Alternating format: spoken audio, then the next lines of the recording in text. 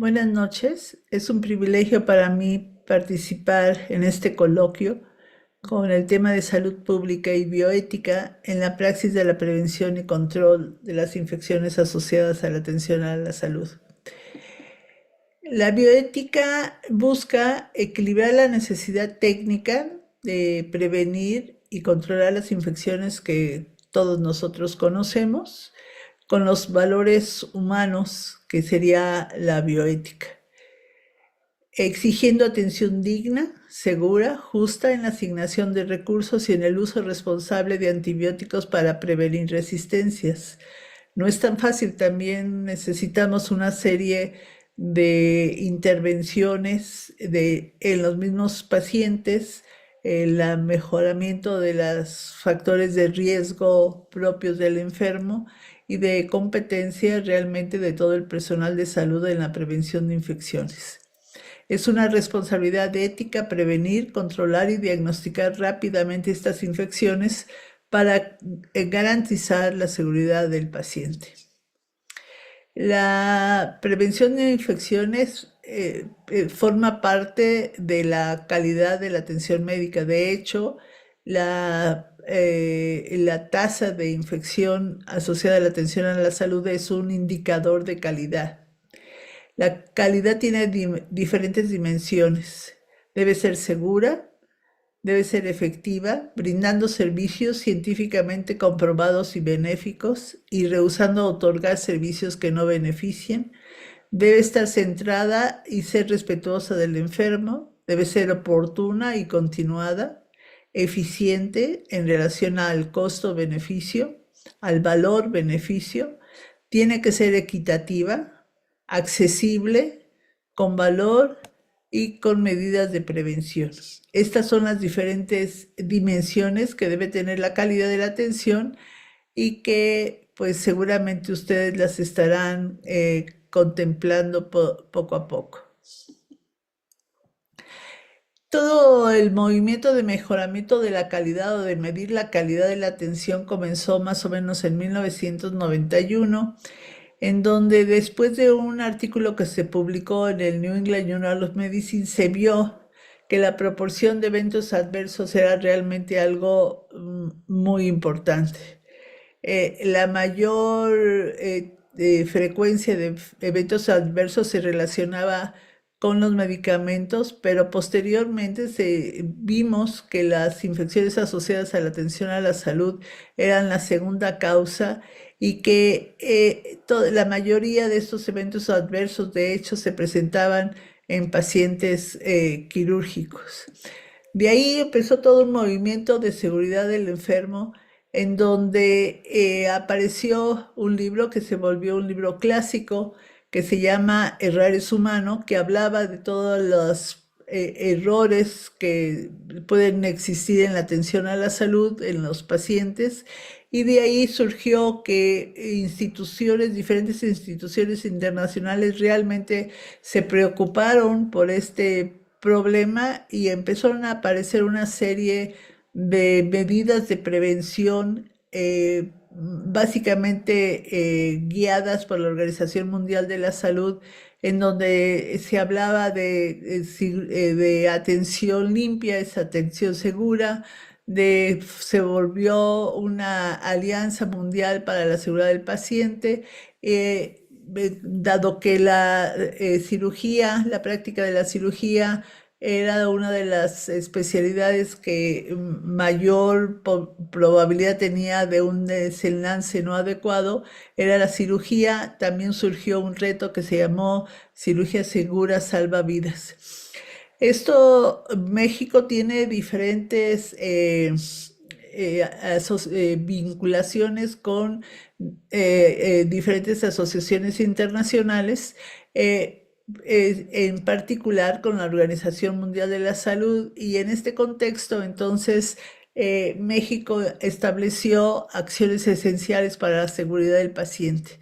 Ustedes están viendo aquí las 8 acciones esenciales que seguramente ustedes conocen bien, que se identifica el paciente, la comunicación efectiva, seguridad del proceso de medicación en los procedimientos, reducción del riesgo de daño al paciente por causa de caídas, registro y análisis de eventos centinela, eventos adversos y cuasi falla, y establecer una cultura de seguridad en el hospital. Y por supuesto, la reducción del riesgo de infecciones asociadas a la atención a la salud. De hecho, la frecuencia de infecciones asociadas a la atención a la salud es uno de los indicadores para poder certificar actualmente los hospitales. A pesar de todo este esfuerzo, no solamente internacional, sino particularmente mexicano, seguimos teniendo infecciones asociadas a la atención a la salud en los hospitales. En 2023 se publicó un artículo muy parecido al que se había publicado en 1991 y la frecuencia de infección para fines prácticos era exactamente la misma. Nuevamente, los medicamentos son los que causan eventos adversos más importantemente, pero seguida de las infecciones asociadas a la atención a la salud. Sigue siendo un grave problema y es un problema verdadero de salud pública. De hecho, el año pasado, la publicación por la ROVE de infecciones nosocomiales de enero a octubre del 2025 evidenció que en 10 meses ocurrieron 104.275 infecciones asociadas a la atención a la salud en los hospitales que están asociados a la ROVE, que no son todos los hospitales que tenemos en México. De hecho, son las 100 notificadas. Puede haber un subregistro y además muchos hospitales no tienen, no reportan a la ROVE, de tal suerte que puede ser una cifra mayor a esta en 10 meses. Como les mencionaba, estas son las características de la calidad de la atención, que son además el principio de la beneficencia. Realmente todo, para que nosotros hablemos de una atención ligada a principios de bioética, necesita tener todas estas características. Las infecciones asociadas a la atención a la salud, como yo les mencionaba, es un indicador de calidad de la atención, de tal suerte que la bioética debe ser parte de la prevención. Los principios básicos en ética médica, como les mencionaba, es la beneficencia, la no maleficencia, maximizar el balance entre beneficio y daño, la autonomía del paciente, justicia distributiva y confidencialidad relacionada con la privacidad y la dignidad. En relación a las infecciones asociadas a la atención a la salud, vamos a hablar, la prevención ayudaría a la beneficencia y la falta de prevención o la ocurrencia de infección se relacionaría a no cumplir la no maleficencia, valga la redundancia. Como he mencionado, estas infecciones asociadas a la atención a la salud tienen un grave impacto en la salud pública por las consecuencias que causan estos. Aquí les enseño un estudio que se realizó en hospitales en el estado de California pertenecientes al programa de mejoramiento de la calidad quirúrgica. Este estudio se hizo en 9 años e involucró 23 millones, casi 700,000 pacientes. De ellos, de todas las especialidades quirúrgicas, de ellos se infectaron 1.213.182 pacientes. Esto aumentó la mortalidad hospitalaria, que se ve baja aquí porque se están comparando especialidades de alta mortalidad con las que prácticamente no tuvieron. El ingreso a la unidad de terapia intensiva, que se duplicó, reingresos casi 4 veces más, días de estancias hospitalarias también se incrementó notablemente y hubo un exceso en costo considerable. Ustedes pueden ver aquí gráficamente cómo hay un aumento de la mortalidad de la estancia hospitalaria y el costo de estas infecciones durante 9 años representó 7 billones de dólares, que son 7.000 millones de pesos. Serían 7.000 millones de dólares para que en nuestro contexto lo veamos más objetivamente. Esto es carísimo y se podría utilizar de otra manera este dinero. Esto causa además retraso en la atención hospitalaria a otros pacientes. Con esto, el aumento en el gasto público, como se los mencionaba, es por la estancia hospitalaria, por las unidades de terapia intensiva, reintervenciones quirúrgicas, todos los medicamentos y material de curación que se requiere, la incapacidad laboral en México. El Instituto Mexicano del Seguro Social tiene que pagar la incapacidad del trabajador enfermo y sustituirlo y pagar también el salario del que está sustituyendo, y la incapacidad además al paciente, que le quitan 40% de su salario. Y sobre todo hay una pérdida de confianza al sector salud. Pero dos de las amenazas más importantes para la humanidad, que son el incremento de la resistencia de microorganismos a los antimicrobianos y la contribución al incremento del cambio climático, también las infecciones asociadas a la atención a la salud y el uso indiscriminado de antibióticos, aumentan estos factores. En el paciente, la maleficencia de estas infecciones, pues es la muerte prevenible, muertes prematuras, cambio en la calidad de la atención, de la calidad de vida. Realmente ya lo veremos más adelante. La vida de muchos pacientes se queda en stand-by. Estos pacientes pueden tener síndrome postraumático muy importante, tienen años de vida productiva perdidos, alteraciones sociales por una disrupción de la economía personal y familiar, porque muchas veces estos pacientes además pierden el trabajo. Nosotros, yo por lo menos, aunque lo veo en los pacientes que llegan complicados a los hospitales, realmente no me puedo imaginar el sufrimiento de estos pacientes con abdomen abierto, con fístulas enterocutáneas, que viven 6, 7 meses en el hospital, que se someten a curaciones cotidianas, que entran varias veces a terapia intensiva, quirófano, que con secreciones intestinales que les comen materialmente los tejidos blandos. Realmente yo creo que es un infierno. Y estos pacientes, cuando salen adelante, no solamente regresan por la infección, sino estos pacientes desarrollan este tipo de hernias y tienen que ser sometidos a cirugía, que son cirugías realmente muy complejas.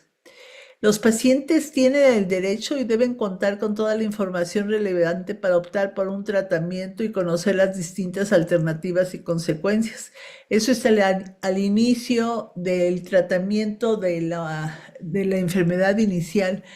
Pero con la presentación de complicaciones, los pacientes van perdiendo su autonomía y es muy difícil para ellos decidir. Por ejemplo, ahorita les platicaré de estos casos, decidir qué tipo de tratamiento van a seleccionar. Este es el colocar unos puentes con un stent aórtico por la probable ruptura o por la ruptura de un aneurisma aórtico. Realmente es cirugía muy, muy compleja.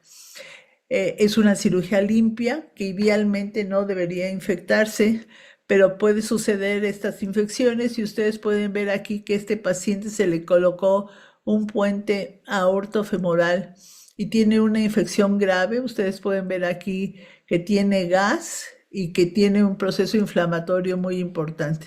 Ese paciente tiene dos opciones de tratamiento. Una es cambiar ese stent en un territorio que realmente es un territorio muy inflamado, en donde todos los tejidos están muy frágiles y deleznables, y el riesgo hasta de muerte es muy, muy importante. O tener pacientes que prefieran vivir con antibióticos durante mucho tiempo, 6 meses, 7 meses, y optar por el tratamiento quirúrgico, o vivir de por vida tomando antibióticos. Realmente este tipo de consideraciones para los pacientes es muy difícil de tomar. El riesgo es muy grande y realmente el sufrimiento de estos pacientes es muy intenso. De tal suerte que hay muchos pacientes que con este tipo de infecciones graves, gastrointestinales, vasculares, etcétera, ponen su vida en espera, como los dicen, stand-by. Primero se enfrentan al riesgo de una vida restringida y con mucha incertidumbre. Están forzados a perder el control porque realmente se vuelven muy vulnerables y tratan de buscar durante algún tiempo la normalidad. Yo creo que realmente esto puede dejar una secuela psicológica muy intensa, muy importante, mucho sufrimiento para él y para sus familiares. También tenemos que decir que la ética médica en la prevención de infecciones está en múltiples manos. Nosotros nos tenemos que preguntar a nivel individual si me he preparado para prevenir infecciones en mi paciente, son necesarios los exámenes de laboratorio que solicito, prescribo y gestiono adecuadamente antibióticos, protejo a mi equipo médico de adquirir infecciones contagiosas durante la práctica de nuestra actividad. He proporcionado la información a mi paciente para que entienda la información, evalúe alternativas, decida su tratamiento y colabore con él. He analizado el error médico que cometí, lo informé al sistema, lo informé al paciente, me disculpo, lo compensé, fue solo mío o consecuencia del sistema. Porque la infección asociada a la atención a la salud realmente no depende únicamente de nosotros, está en múltiples manos. Desde la gobernanza, los servicios de salud en los cuales trabajamos, pero que no depende totalmente de nosotros, los administradores, la clase de educación que se tenga, la referencia y contrarreferencia que envíen pacientes oportunamente el tratamiento que requieren y que nosotros al regresarlos oportunamente también brindemos las actividades que realizamos y que requiere el paciente de terapéutica. La industria farmacológica, la búsqueda de nuevas moléculas de antibióticos para tratar de controlar la resistencia a los antimicrobianos, y la diferencia entre atención pública y privada. Todo esto pone en riesgo a los pacientes. Pero el sistema de salud también es muy importante que se analice como sistema. Existen hospitales con cultura de prevención de infecciones, funcionan los comités, evalúo y superviso a mi personal de salud, gestiono los recursos necesarios para implementar programas de prevención, analizo los resultados de atención de los pacientes hospitalizados, conozco la frecuencia de medidas de prevención y diagnóstico en los hospitales o en mi propio hospital. Estoy dedicado a gestionar los recursos necesarios para controlar la resistencia de los antimicrobianos. Todas esas son preguntas éticas que nos tenemos que hacer constantemente, permanentemente. Vean ustedes, un paciente quirúrgico que empieza con el médico que lo refiere al hospital y a los cirujanos y puede pasar por 8 subsistemas y 11 traslados, y aquí estamos solamente considerando médicos y enfermeras, pero se nos olvida los camilleros, el servicio de intendencia, químicos, etcétera, todos los que intervenimos en la prevención de infecciones relacionadas a la atención hospitalaria. ¿Cuáles son los factores organizacionales relacionados con la calidad y la ética de la atención médica? Bueno, es la inadecuada educación y falta de recursos para la implementación de programas de prevención de las infecciones y resistencia antimicrobiana. Falta de información de resultados de la atención médica, que no los podemos analizar y no podemos realizar una intervención adecuada para controlar esto. Hay una cultura de culpar y sancionar, por lo tanto, se hace muy difícil hablar con la verdad por miedo a las consecuencias y porque hay una necesidad de compensar al paciente lesionado. Esto causa mucha zozobra en la atención a la salud. Y además nosotros no analizamos adecuadamente y tenemos un subregistro muy importante. Vean ustedes, este es un estudio que se realizó de muerte materna en Estados Unidos y en Inglaterra entre los años de 2011 y 2017. Aquí analizan los pacientes con muerte obstétrica y analizando las comorbilidades que tenían estos pacientes, pero estas son las causas de la muerte. Ustedes pueden ver cómo ellos señalan que el 60% de los pacientes, de las pacientes que murieron eran muertes prevenibles. Y cuando analizan meticulosamente las muertes, se dan cuenta que la mayoría de estas muertes prevenibles eran infecciones asociadas a la atención a la salud, pero las determinaron, las cuantificaron y lanzan todo un programa para tratar de prevenirlas. Este es un estudio similar que cuantifica la etiología de las muertes de 2002 a 2018 en México y ustedes pueden ver cómo la mayoría de estos pacientes están ingresados en las terapias intensivas. Vean ustedes cómo dicen aquí en azul que es neumonía, pero no sabemos si la neumonía es una neumonía nosocomial.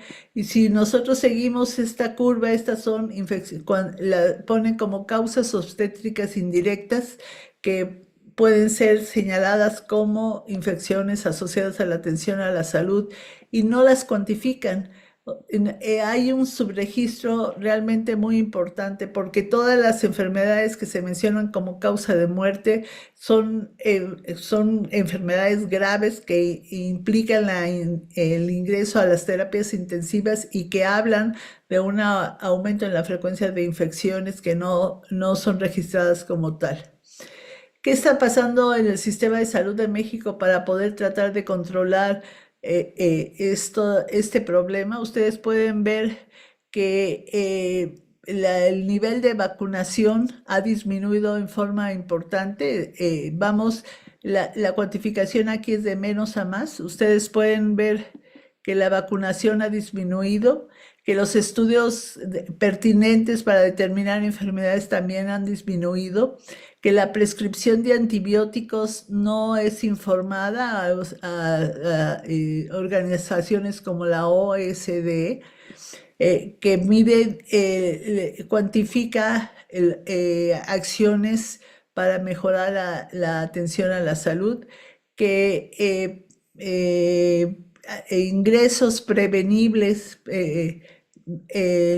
son muy bajos, realmente, que deberíamos nosotros tratar de estar aquí entre más ingresos prevenibles, por ejemplo, amputaciones de extremidades en pacientes diabéticos sería un factor de calidad y disminución de las infecciones nosocomiales. Y aquí está la mortalidad asociada al infarto agudo del miocardio y a accidentes vasculares cerebrales, que es realmente muy elevada.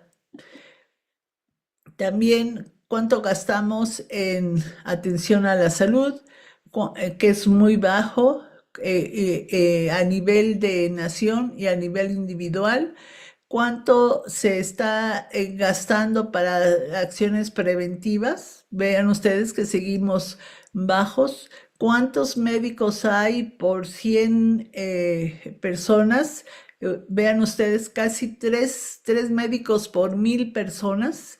Las enfermeras prácticamente igual, 3 enfermeras por 1000 personas. Realmente el déficit de personal de salud es enorme. ¿Cuántas camas de hospital tenemos por 1000 personas? Es aproximadamente 2.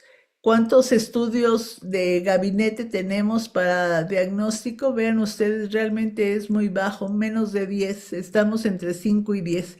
De tal suerte que tenemos un sistema de salud fraccionado, tenemos insuficiente en personal y en recursos, y todo esto necesitamos mejorarlo para que mejore la calidad de la atención que brindamos. Es fundamental. Tenemos oportunidades perdidas de prevención y de manejo adecuado a nivel ambulatorio de consulta. Tenemos defectos en la atención hospitalaria y tenemos defectos en el manejo de la alta hospitalaria.